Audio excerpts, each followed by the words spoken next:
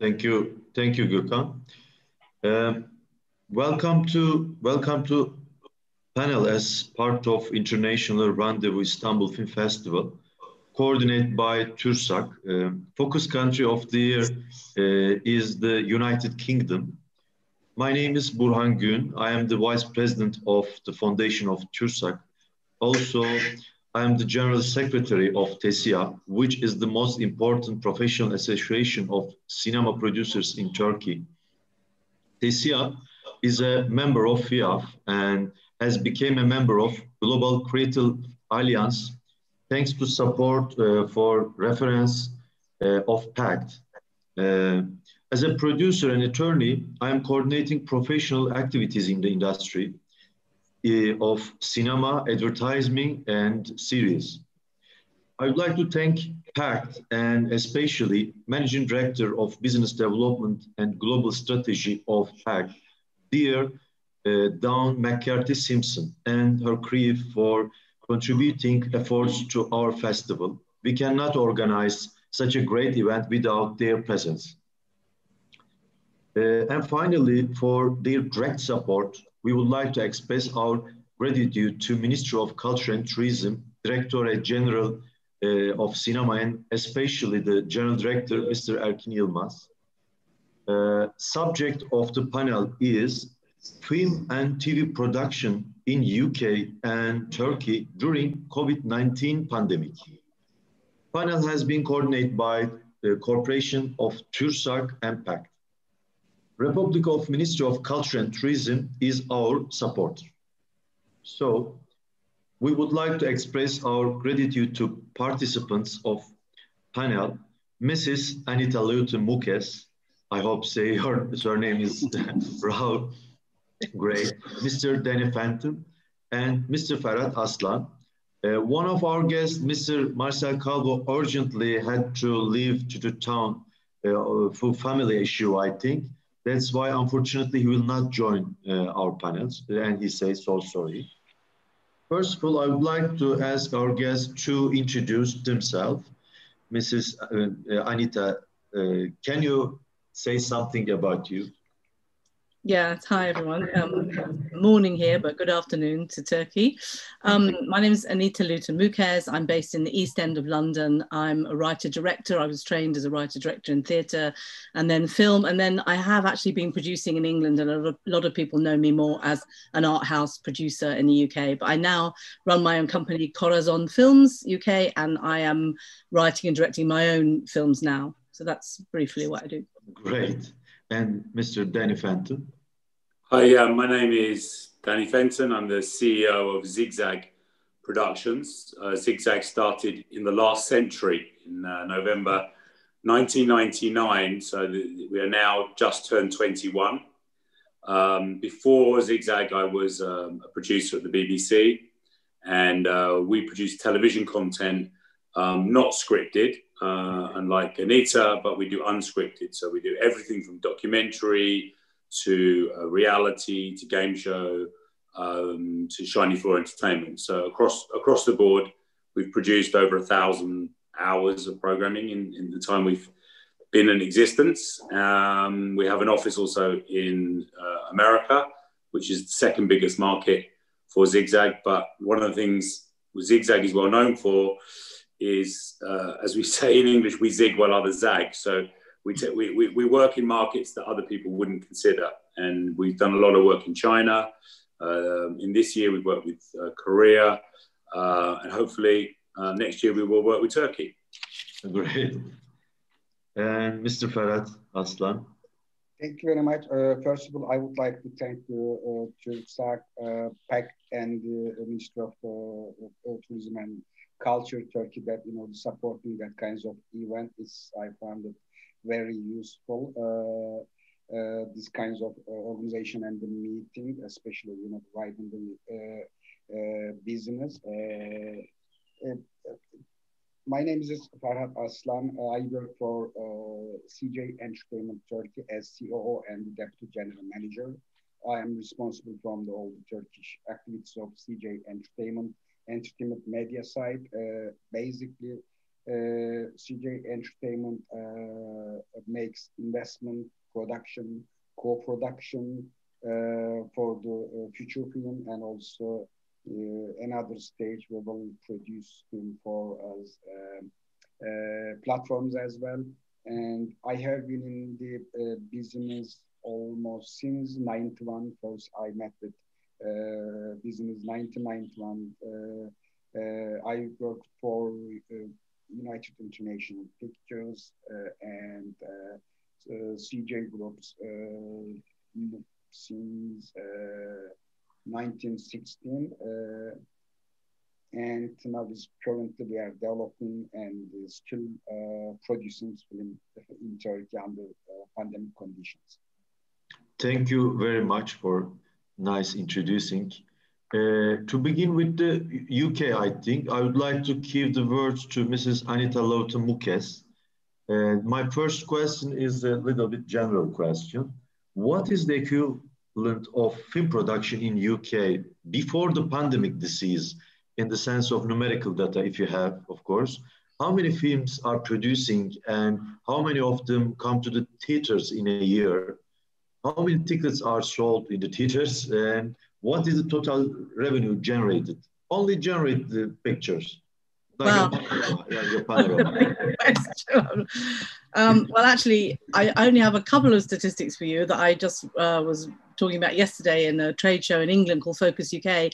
I think PACT would be able to help participants more with those exact details. But I do know, I just want to say for my circuit, yes, independent film in the UK, independent film, this is not studio, not, it might be funded by the National Fund, British Film Institute, or one of the broadcasters, but independent film, just before the pandemic hit in January, we had some very shocking figures that independent film in the UK was down 45 to 49%.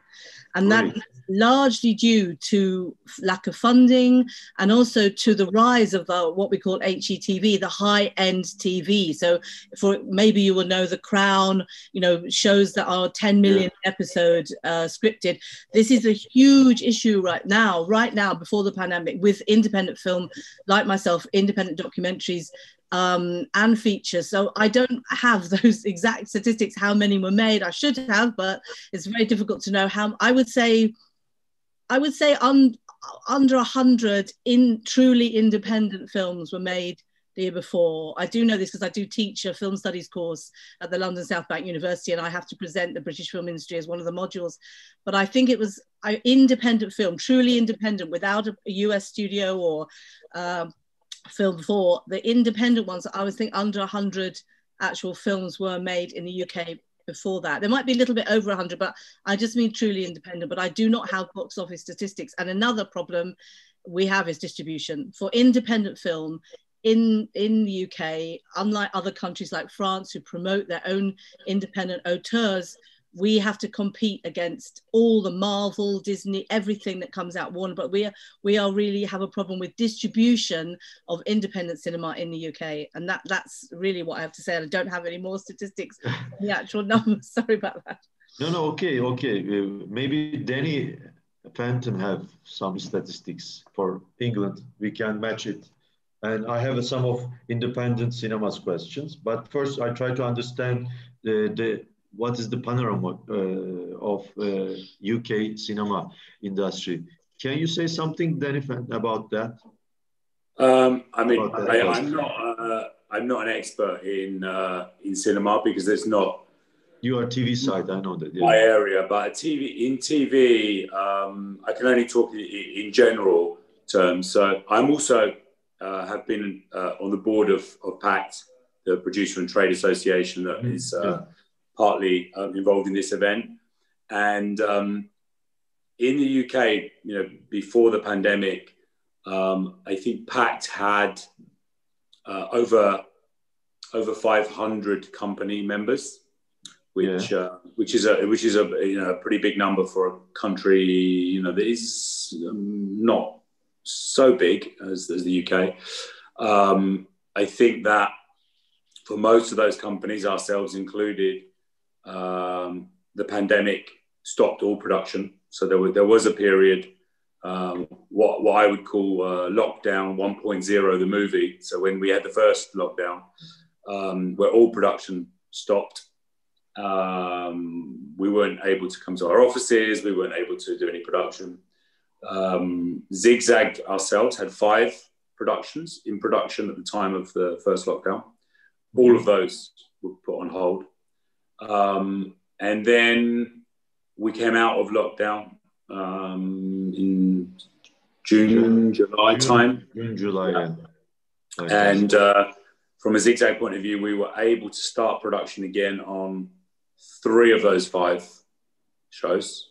We've actually completed 2 of those, filmed them, edited them, and delivered them.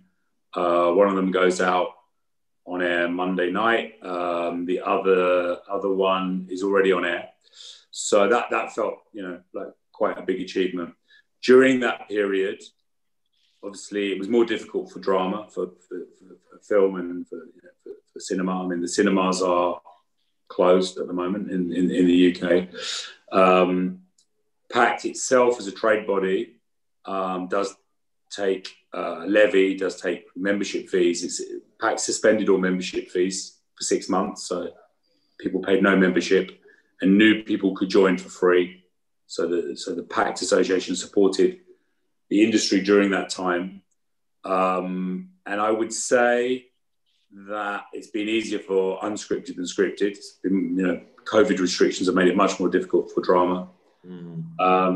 But most production companies have managed to get back into production in some way. There have been some casualties. There are some companies that have closed down in this time because they just, a lot of it was luck in terms of if you were in production, if you had money coming in, if you were about to go into production, if you had shows in development that got stopped because of the COVID, those companies just, if they were caught at the wrong place at the wrong time, they went out of business. And I think I can give you a number, but I think that maybe 20 or 25 companies no longer exist because of that. But at the same time, because I say it's a luck in terms of where you were in the process, there are some companies that have benefited during COVID, whether it's making shows with archive, documentaries that don't involve too much filming on location. Zigzag has a big back catalogue. I mentioned at the beginning we have 1,000 hours of back catalogue. Selling back catalogue has been obviously a good opportunity at this time because people need to fill slots in their schedule. So I'm sorry not to give you a more direct answer, but not a problem. It's a very mixed picture. Okay, maybe Mr. Ferhat Aslan, I would like to ask same question to Turkish side. If you want, I can repeat again. What is the equivalent of the film production in Turkey before the pandemic in the sense of numerical data? How many producing and how many of them come to the theaters in a year? How many tickets are sold in theaters? What is the total revenue generated? Can you explain a little bit of our industry? Okay, thank you very much, Burhan. Are you, I will answer on a little bit voice, Mr. Ferhat. Voice. Huh? Okay, let me get close. And I think thank you very much, Burhan. I think Turkey last 5 years is average local film production was over 250 films per year until year 2020. And from those films, 100 plus films were releasing as local film in theaters, and some of them was going straight TV and the other platforms. When we come to year 2020 with pandemics, as you know, I think it's hard to count because we don't know how many is started, cut off, and they will continue the shooting next year. I think it's the film production in 2020 under 50, despite year 2019 was more than 250, and I think it's the 18 was again around more or less 300 films. But 2020 with pandemics, we produce around 50 films. Some of them still hasn't completed. And unfortunately, some of the stock films which were produced in 2029 postponed to 2020 and postponed to 2021. Also is the financially production was get affected from pandemic, for financial reason, because film couldn't release, which were targeted to be in cinemas. I think that we can say until pandemic year 2020, the Turkish film industry was producing over 250 plus films as local films. It reduced to less than 50 in 2020. I mean, you also have that statistics. And in 21, I think that effect will, pandemic effect will heavily felt on production, will be felt on production. And if we can produce, 100 films, if everything fixed in half of the 21, will be more, happy for the market. I think it's in ticket sales, I will just give it on number of the tickets sold during before the pandemic. In 2019, we sold more or less 59.6 million tickets. And before, on 2018, we sold more or less 70 million. And 2017, we sold 71 million. And 2016, we sold 58 million tickets. Despite those last 4 years, as 2020, we sold 17.5 million tickets. There is like 70% decrease in the market because of the pandemic. Of course, it's also, work correlation with revenue. Also, revenue shrink in parallel with the admission number 70% in theatrical business. And I'm unfortunately that negative effect will continue to impact on the next year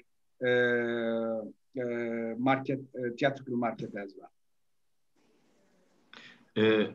Thank you. I want to ask Mrs. Anita Lewton-Moukkes again. Did the state provide financial support of the cinema or producer or independent producer or the worker of cinema people during the pandemic period? What was the scope of support provided? Do you have any information about it?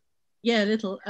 After March was, obviously we all locked down, as Danny said, and people didn't know what to do. So depending on what sector it was in, you couldn't shoot anything, you couldn't go out. So I think by June, the BFI and PACT and all the agencies in UK that make a film, the Screen Skills, PACT, BFI, all kinds of people, they got together and did these guidelines for how we could continue with COVID in existence. And then as part of that, the BFI, the British Film Institute, which I put in the chat, which also has the stats, statistics part, which you can look at the figures we've just been talking about how many films were released, etc.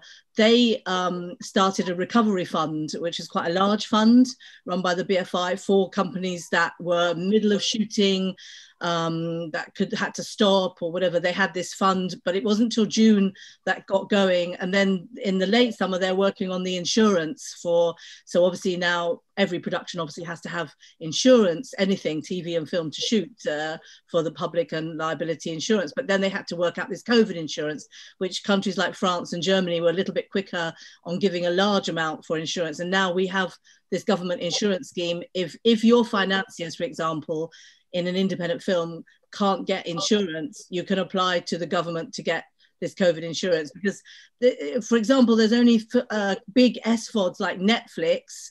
They continued with a lot of productions when they could because they had they backed their own insurance. So they have, the whole crew has something on the ground, something they have like tests every 3 days, the whole crew.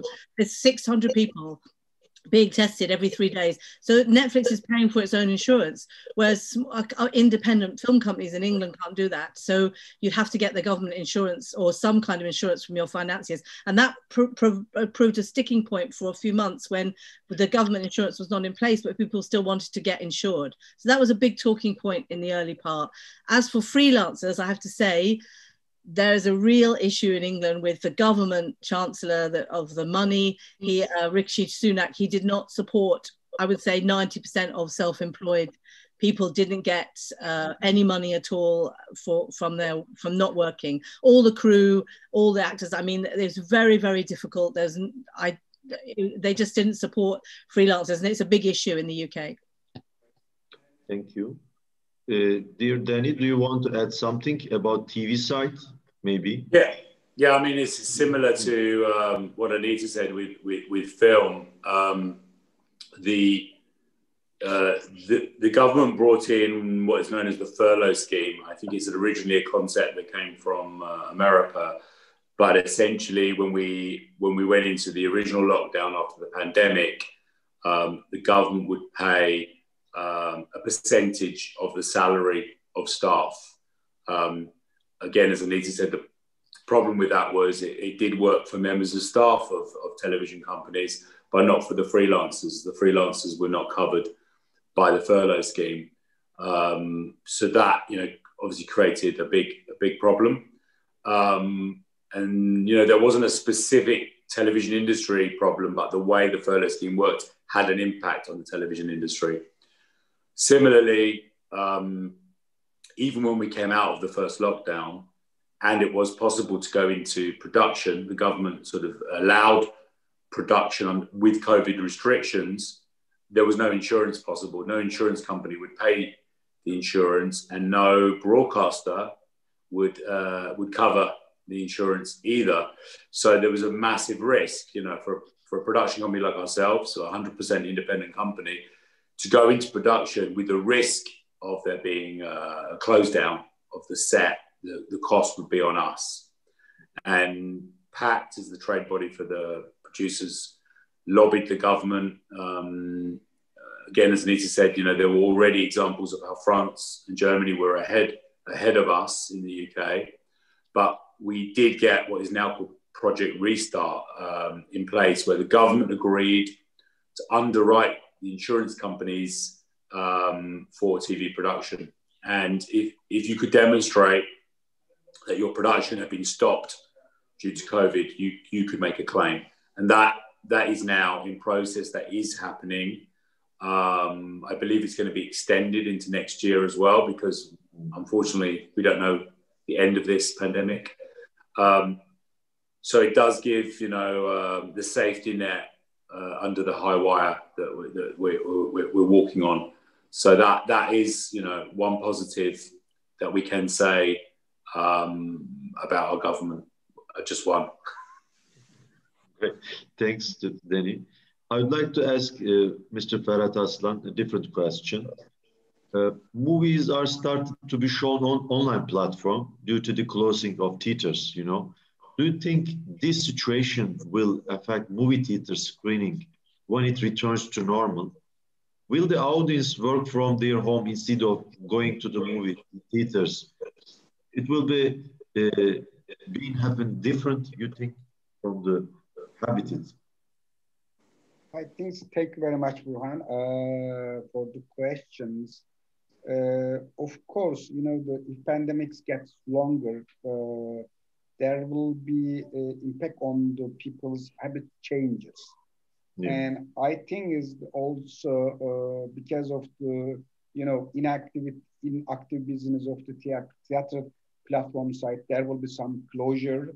And in the long term, some of the cinemas, will deal with this issue and they will stand, and some of them will get closed, unfortunately.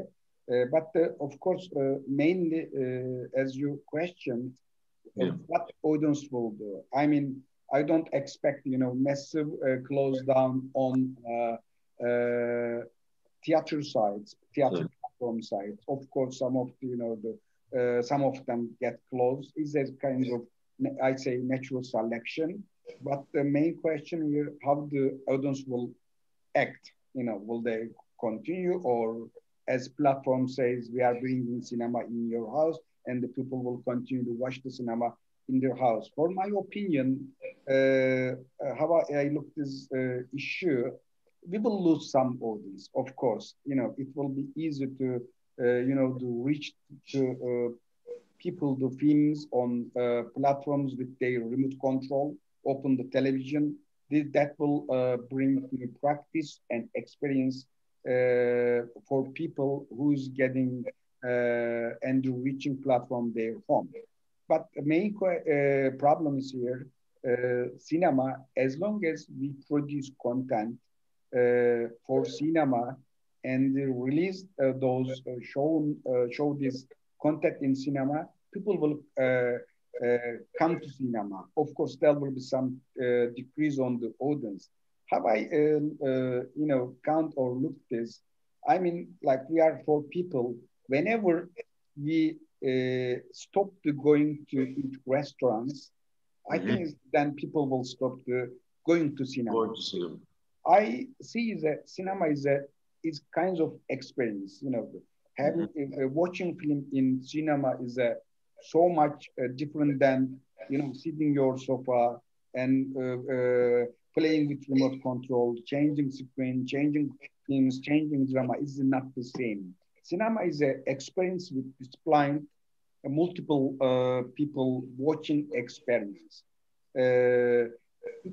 People's habits will change, but it will not be end of the cinema as long as we produce right content, watchable content, and affordable content in cinema. People will continue. Of course, it will be shrink, but at the moment, I don't count on. We will see when we reopen cinemas and when we read the good films and produce good films, we will see the reaction of the audience, how their habits change, how their feelings change, how their experiences change. But I don't say this is end of the cinema, end of the world. This is like people choose. I mean, you prepare breakfast at home, you eat it, but sometimes you wake up and you don't want to prepare, and you don't want to eat breakfast. This is a different comfort, different understanding. Cinema like that, also there is a question, will end of the cinema? No. I mean, when we close restaurants, when we close the pub, then we can close the cinemas that time, I think. It's not the end of the world, and we will continue to make good films and show in the cinemas, and we will welcome our loyal and the new audience in cinemas. Thank you so much. It's very, very good answer for us. Thank you. I would like to ask Mrs. Anita Lewton-Moukkes. You are representing a firm which produces international co-production. What are the terms of the production, producing co-production with Turkey, especially after pandemic disease? What's your opinion about making co-production in Turkey?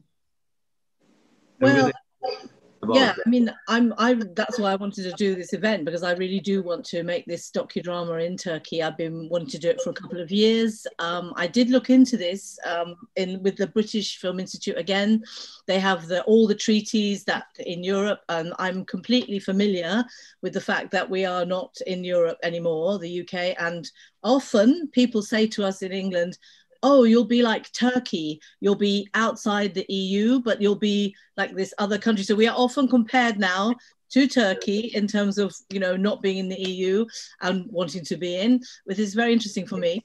So for 2 years, I have been looking into this co-production. In actual fact, England or Britain and Turkey have co-production with this platform, the European Co-Production Convention. It extends to all kinds of countries like Ukraine or other countries that are not in the EU. So actually, even, France and Germany, I was talking yesterday at this event in the UK, and it's not a problem for us because it's still part of the European Convention, which was made after the war. So it's not changed at all. So I still want to do this co-production with Turkey, and I just want to find out. I have been to Berlinale this year, and I had a great Berlinale just before lockdown in February, and I was at the Ministry of Culture Turkish event where they presented the incentives, and there were some speakers who'd shot in Turkey, and they were really thrilled by it. So I'm sure Danny and I are very interested in what can happen, because it doesn't actually affect, under my film terms, the European Convention. It doesn't really affect the fact that we're not in the EU and Brexit. So for me, I still want to very much shoot in Bodrum and Kushadashi. Great, thank you. My next question is for Mr. Danny Fenton. You are a producer who makes production, especially in the TV world, I think. Turkey is a country, maybe, exporting series to 150 countries. Do you want to involve projects about the co-production with producers from our country? What are the ideal conditions to achieve that? Can you explain from your side? I think that Turkey is well known around the world for drama, for telenovela. It's been an incredible success in that world. For us, and from a Zigzag point of view, because we're in the unscripted world, where I'm looking for co-productions is in documentary, in entertainment formats. And we have a relationship with a global agency, which is a Turkish distribution company. They represent some of our formats. So I'm interested in working more with Turkish companies. I think from a producer point of view, I think either somebody can bring us an idea for a format that they think could sell into the UK, that we can help sell in the UK. And one of the beauties of the British TV system is that the producer owns all the rights to the format, not the broadcaster, or control of the rights. So we can offer an opportunity to partner with a producer to sell a format into the UK as an original format, and to hold on to the rights together. Mm-hmm. We're also interested in developing ideas for the Turkish market. Obviously, we need some education in terms of, what would work, but we would need to partner with a Turkish co-producer to do that. And then there's also no reason why we can't work together with a Turkish producer to create an idea for the global market or for a global platform, Netflix and Amazon and Apple, YouTube, one of these platforms. And as Anita said, I think, especially as we are going to be outside of the EU next year, then it potentially offers more opportunities for us to work together, because previously, as a UK company, there were benefits to working with companies inside the EU, but now we're outside the EU, there's probably more benefits, or as many benefits, to work with countries outside. Thank you. Anita, a little last question for you. For the independent films, have a low rating before pandemic. This is in theater in UK, in Turkey, same, I think. However, what is going to happen by the increasing trend of online platforms? What are the positive and negative effects of online platforms for independent documentary, animation, or independent fiction movies, you think? Well, actually, in the middle of the pandemic, I heard some panels on this, and one of the speakers was from Kino Lorber, and maybe this afternoon in the industry section, Mark Lorber can talk about this. But what seemed to happen, and they started talking about it in America, and it's happened here, is the very independent cinemas, not the chains that are owned. Here we have Picture House, Cineworld. They were all closed, and they had problems. But the very independent cinemas had a gain, because people want to see things, and we have platforms here like Curzon Home Cinema, which is a chain of art house cinemas, and they started to do big numbers for British films that wouldn't, or other films that wouldn't have been seen except at Cannes or after Cannes, and they started to do much bigger numbers. And one of the films, for example, Saint Maud, which is a horror film set in the UK by a first-time female director, she was #1 just now in the late summer at the box office, because the other big cinemas had pulled Bond, and Tenet didn't do as well, and they pulled pulled the Mulan, and this was a big issue. But it was great for independent cinemas who have a platform, and when they opened again, people went back to the independent cinemas to see films because they were small and they did distancing and they had sanitizer and all this. So the independent cinemas, really independent, did well, but the chains that were closed and had pulled the big USA studio stuff, which is still happening, that is a massive issue here, because our cinemas, I would love to know more about Turkey art house cinemas. We have cinemas here that are USA owned, studio owned, and big chains that are European owned and British owned. And when they close and they pull big studio product, they are in real trouble with people because they don't have the product. So independently, we did do some numbers on films that were, you know, not studio films, but I think that will definitely continue, and the festivals will go online as well. And I think that will help independent global cinema. But the studio system is in a big question at the moment with the cinemas here. Thank you so much. Mr. Ferhat Aslan, one more question. An estimated theaters, when it opens in Turkey?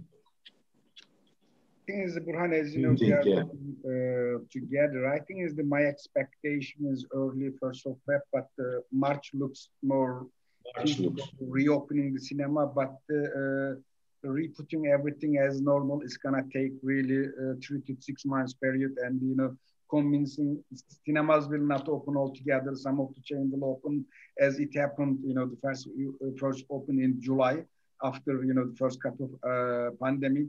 But I think by June or July, most of the cinemas will open and start to running their normal operation if everything is, you know, the pandemic control by getting vaccine and some maybe drug. Also, it's very much depend on, you know, how the pandemic will control. I mean, you know, opening cinemas, we saw that it does not make value without putting films.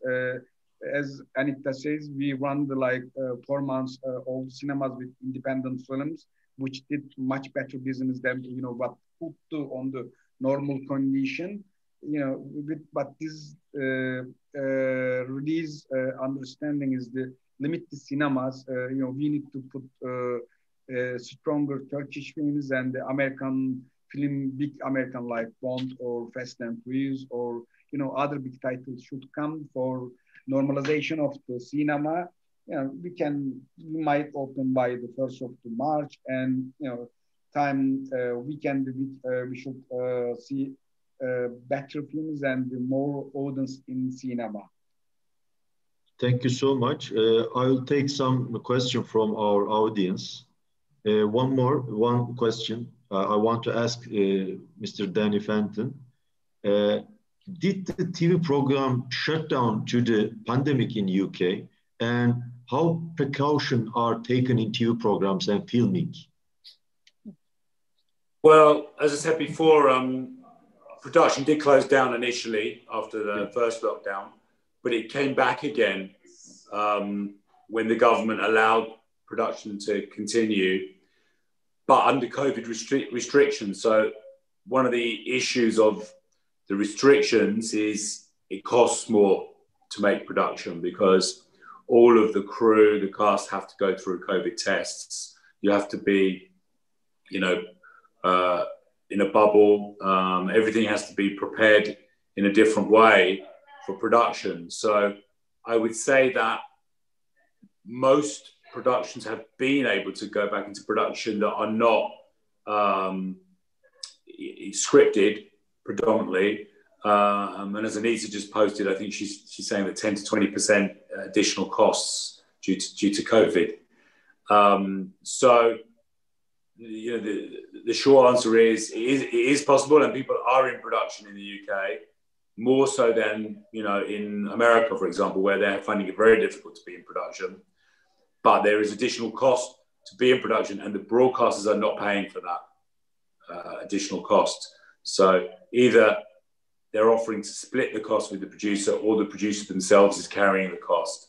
But it is a big factor. Thank you. Mr. Ferhat, one question to your side. What kind of movies will meet audience in the theaters after the pandemic? Are there enough movies expected to release? I think it's the Burhan. We already have really good some postponed and already shoot films for like last quarter of 2020, and those films will get released sometime in, if the cinemas open as we expected, by March or Feb.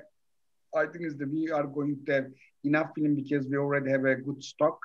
If those stock will not go to the platforms because of some financial reason, but what I know, and I think is also you have aware that there is lots of many pre-production or the preparation for shootings films on April, May, June, on summertime, and prepare the films for second half of the year, which we hope to be get over the pandemics. I think is as long as pandemic can be controlled, we're going to have enough titles with enough genre, is the balancing with drama, comedy, some of the action comedy, and there will be much more enough title also from US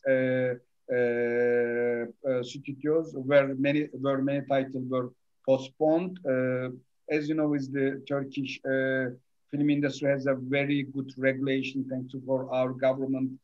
Especially is this window between theatrical and the going on the platforms or platforms. Is we have very healthy regulation. I think that will also support to get back to cinemas, and we will not go simultaneously with platform and the cinemas because of the regulation. I think we're gonna, my opinion, we will have more than enough titles as long as cinemas open and the pandemic will be controlled. Thank you. One question from Dawn. Dawn say, what restrictions are in place currently for UK coming to Turkey to film? Are there any exemptions in place? I want to ask this question. There are no restrictions. You can get permission to shoot and film freely. So there's not a problem.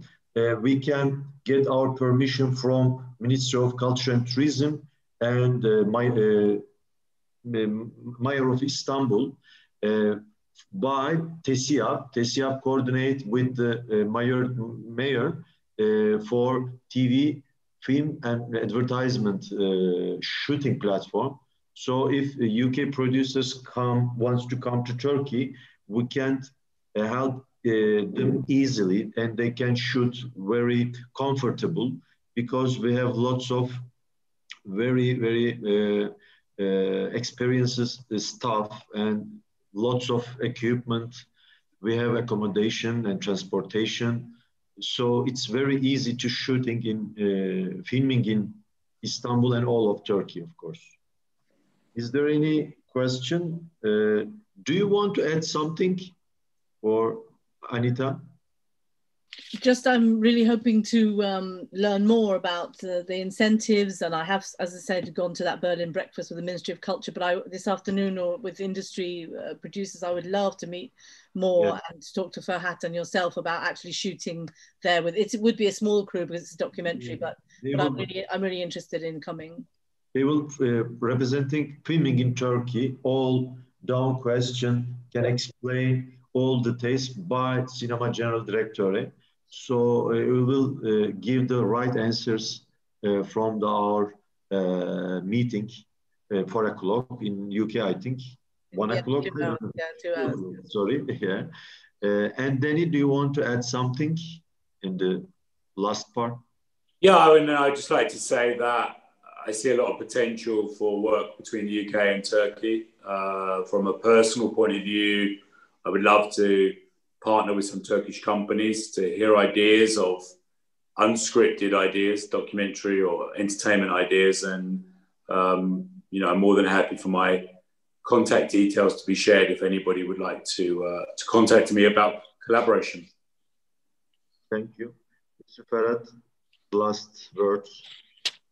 I would like to thank you for participating. I think we're gonna continue to communicate. I think we should have some, common point to work together. I think I would like to also, happy to, answer any question or think about what kinds of collaboration we can do, or even production or other area. Thank you very much, Burhan, your hosting, and thank you for Türsak and the Ministry of Culture organizing this. Thank you very much for your participation. I hope we completed in 50 minutes. Very useful time. And see you at our other events. Thank you. Thank you very much. You. Thank you. So much. Bye-bye. Thank you. Bye. Bye. Bye.